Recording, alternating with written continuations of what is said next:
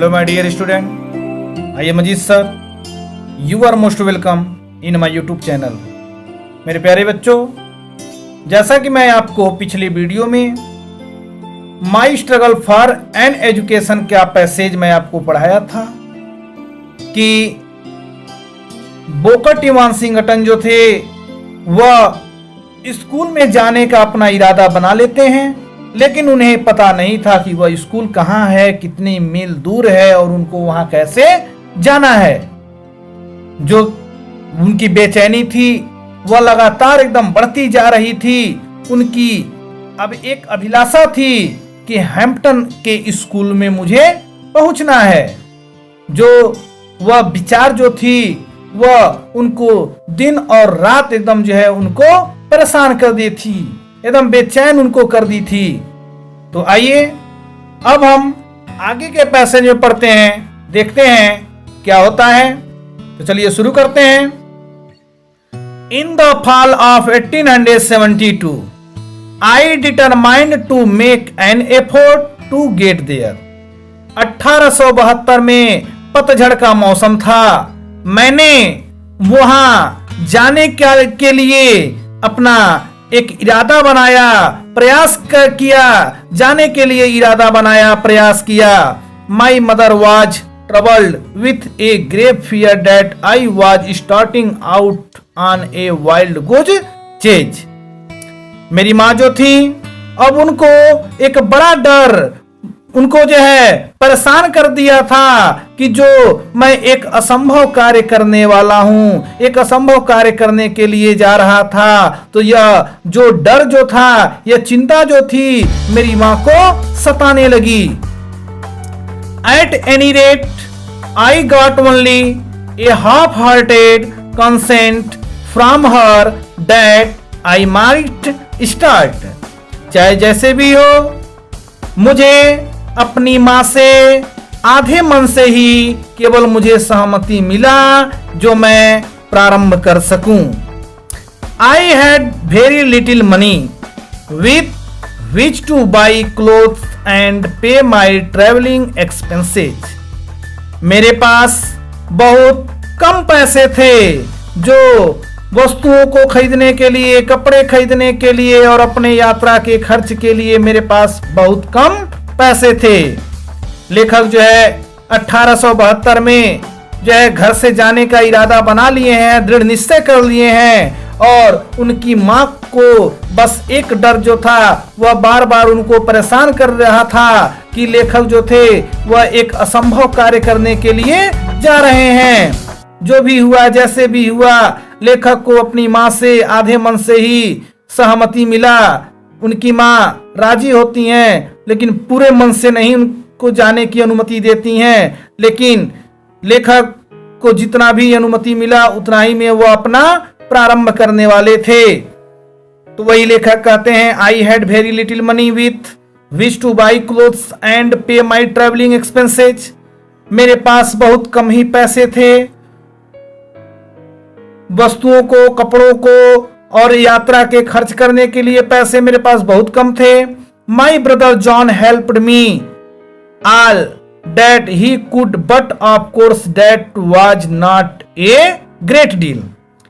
मेरा भाई जॉन जो था उसने मेरा जो है हर तरह से मदद किया, जैसे भी हो सका उसने मेरी मदद की। बट ऑफ कोर्स, लेकिन वास्तविक रूप से उसने जो मेरी मदद की थी वह भी पूर्ण रूप से नहीं हो पाया, वह भी मेरे लिए पर्याप्त नहीं था, कम पड़ गया। अब अगले पैसेज में देखते हैं। Finally the great day came and I started for Hampton. अंत में वह महान दिन आ गया और मैं हैम्पटन के लिए निकल पड़ा, चल दिया। I had only a small cheap satchel that contained the few articles of clothing I could get. मेरे पास केवल एक छोटा सस्ता लटकाने वाला थैला था जिसमें मैं कुछ कपड़े के हिस्से, कपड़े के कुछ भाग में उसमें रख लिया था जो मैं पा सका। यानी उस समय लेखक को जो भी कपड़े उनको उस समय मिले वह कपड़े जो है उस लटकाने वाला जो थैला जो था, जो झोला जो था, उसमें वह अपना कपड़ा कुछ रख सके। My mother at the time was rather weak and broken in health. मेरी माँ जो थी उस समय काफी ज्यादा कमजोर हो चुकी थी, एंड ब्रोकन इन हेल्थ, और उनका जो स्वास्थ्य था वह पूरी तरह से बेकार हो चुका था, बिगड़ गया था। यानी उनकी माँ की तबीयत ज्यादा ही खराब हो गया था, जो काफी ज्यादा कमजोर हो चुकी थी। I hardly expected to see her again and thus our parting was all the more sad. और मैं आशा किया कि बड़ी मुश्किल से ही, बड़े कठिनाई से ही मैं अपनी माँ को दोबारा देख पाऊंगा। यानी लेखक जो थे अब वहीं पर अपना आशा जो है छोड़ देते हैं कि मेरी माँ से अब दोबारा जो है मुलाकात नहीं हो पाएगी। यानी उनकी माँ, अपनी माँ की हालत को देख करके कहते हैं कि मैं अपनी माँ से दोबारा मिल नहीं पाऊंगा। And thus our parting was all the more sad. और इस प्रकार से जो हमारा विदा होना था, जो बिछड़ना था, वह ज्यादा ही दुख था कि जिस समय में लेखक को हैम्पटन जाना था उसी समय में उनकी माँ का अंतिम समय चल रहा था। See how ever was very brave through it all. जो भी हुआ उनके साथ, सब जो भी हुआ वह बहुत बहादुरी के साथ, बहुत वीरता के साथ सब गुजर गया। आइए आगे देखते हैं क्या होता है अगले पैसेज में। The distance from Maldon to Hampton is about 500 miles. कहा जा रहा है कि माल्डन से हैम्पटन की दूरी लगभग 500 मील थी। माल्डन से हैम्पटन की दूरी लगभग 500 मील थी। By walking, begging rides, both in wagon and in the cars, in some way after a number of days I reached the city of Richmond, Virginia, about 82 miles from Hampton। पैदल चलते चलते, गाड़ियों की भीख मांगते हुए यानी लिफ्ट मांगते हुए, और बैलगाड़ियों की भी लिफ्ट मांगते हुए, कारों की लिफ्ट मांगते हुए कुछ दिन तक ऐसे वो चलते चले गए। कुछ दिन तक जो है ऐसे वो चलते चले गए। I reach the city of Richmond. कुछ दिन के बाद वह जो है रिचमंड के शहर वर्जीनिया में पहुंचे। अबाउट 82 मील्स फ्रॉम हैम्पटन, जो वहां से हैम्पटन 82 मील की दूरी था। तो आपको यह समझ में आ गया होगा कि माल्डन से हैम्पटन की दूरी लगभग जो है 500 मील थी। लेखक जो है पैदल चलते चले गए, जहां भी घोड़े की सवारी मिली उस पे बैठ गए, जहां बैलगाड़ी की सवारी मिली उस पे बैठ गए, कार में बैठ गए। मतलब कुछ दिन तक वो ऐसे जो है चलते चले गए। तो वह कहां पहुंचे? I reach the city of Richmond, Virginia, about 82 meals from Hampton. तब यहां पे जो है लेखक जो है वर्जीनिया शहर में पहुंच गए, जो वहां से अभी हैम्पटन की दूरी लगभग कितनी थी? 82 मील थी। वेन आई रीच्ड देयर, जब मैं वहां पहुंचा, टायर्ड, थका था, हंग्री, भूखा था, एंड डर्टी, और गंदा था। यानी वह पूरी तरह से, मतलब उनका जो कपड़ा जो था वो गंदा हो चुका था। It was late in the night, काफी देर हो चुका था। जब वह वर्जीनिया पहुंचते हैं लेखक, तो रात हो चुका था, और जो है वहां पूरी तरह से वह थक चुके थे, भूखे थे, और पूरी तरह से उनका जो कपड़ा था वह गंदा हो चुका था। अब आगे के पैसेज में देखते हैं। I had never been in a large city and this rather added to my misery.